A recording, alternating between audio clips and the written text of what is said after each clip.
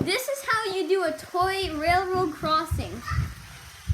Ding ding ding ding ding ding ding ding ding ding ding Not that. ding ding ding. Not that. No. I meant like you're not a toy, mister. Okay. So That's right. we need Legos to do a railroad crossing like we did, like this. We can do like this. Ding ding ding ding ding ding ding. Ding ding ding ding ding ding ding. So like example,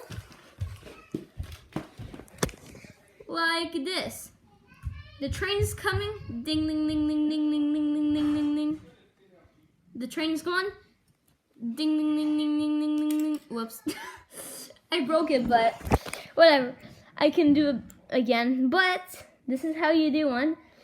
We got another one. If you have these pieces of Legos, you put this right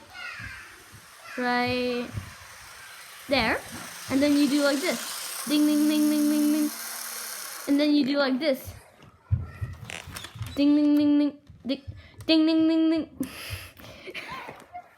You do like this. Ding ding ding ding ding ding ding. Then when you want to do another crossing, you do, if you have like something to like go up and down. Oh, there's my feet. Okay. So if you want to go up and down and stuff, whatever you want.